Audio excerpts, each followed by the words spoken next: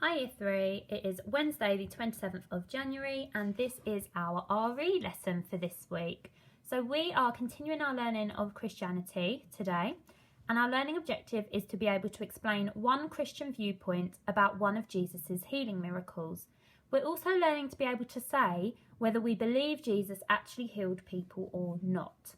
To be successful today, we are going to know what the word miracle means, and we are going to know that our peers may have a different opinion to us. So we may have different ideas and different opinions, but that is okay. Everyone is entitled to their own opinions. So, first thing we're going to start with is this. Do stories have to be true to be meaningful?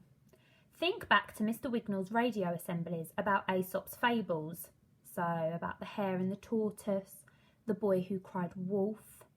Do you think these stories were true? Or were they fictional? Were they made up? Did they have a meaning behind the story? Pause the video now and have a think. So hopefully you've had a think about those stories. The boy who cried wolf has the meaning behind it of being honest and not telling fibs, not telling lies, because if you are dishonest in some things that you do, when you actually do start to be honest, people might not believe you because they already believe you to be a liar. And the story of the hare and the tortoise, the meaning behind that is slow and steady wins the race. We don't need to rush. Everything is not a race. It's about taking your time and making sure something is done right. Okay, so which miracle is this from? So they went up on the roof and broke through the ceiling. They lowered their friend into the house through the gap. Amazed at their faith, Jesus told the man that he was forgiven for everything he'd ever done wrong. Now this is a snippet from one of the miracles from the Bible that we have learnt about this term. Pause the video and see if you can remember which one. You are right. It was Jesus heals the paralysed man. Well done. Now, your task today is going to be to complete this activity sheet, thinking back to the miracle of the paralysed man. Now, this has been emailed to your school email address. If you are able to print it or complete the sheet on your computer or your device, then you may do that. If you are unable to print it, then I'm going to show you now how you could lay this out instead. So if you are unable to print the sheet or complete the sheet on your device, then you can just use a piece of paper instead. I'm going to show you how you could set that out now. So first of all, we're going to start with a title, which is going to be The Paralysed Man.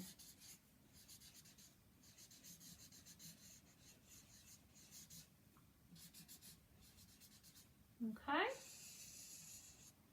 We have then got some boxes or some bubbles that we need to think about.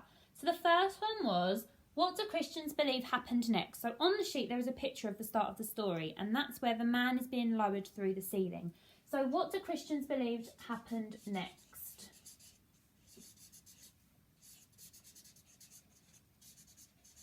So you could do a little heading, what do Christians believe happened next?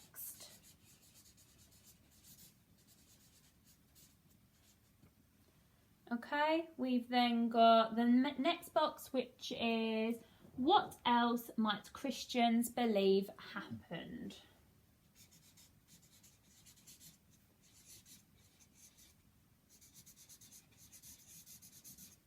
What else might Christians believed happened?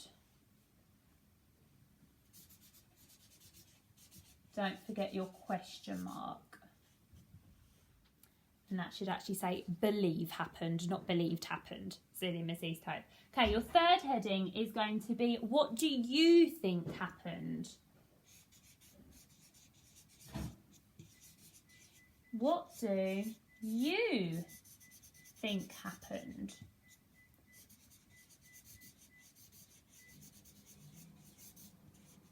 Okay, again, don't forget those question marks. These are all really important questions. Now the final box is going to be, could Jesus really heal people? Were they miracles or are there other explanations? So, could Jesus really heal?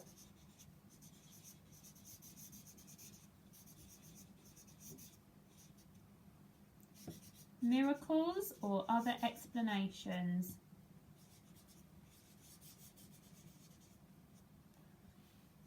So that's something that you need to think about, and you can have an opinion about this, and your friends might have different opinions, and that's okay. It's all about thinking about what your opinion is.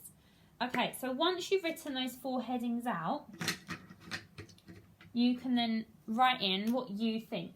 So I'm not going to do this because I don't want to influence what you think. This is about what you believe, and it's your opinion that matters here. So you can just set out your page with the 4 headings, and for your independent task, you can just write the answers to your 4 headings underneath.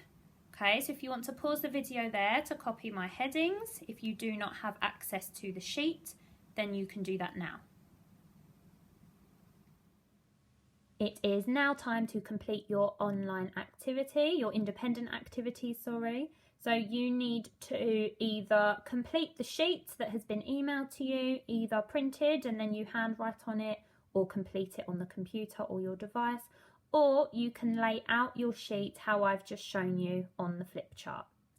Don't forget, if you would like to tweet a picture of what you have done, then you can, and don't forget to tag @Swingate Primary, or you can send a picture to your Year 3 teacher on the Year 3 email addresses. And we can't wait to see what you come up with and what your ideas are. Bye everybody, see you next time.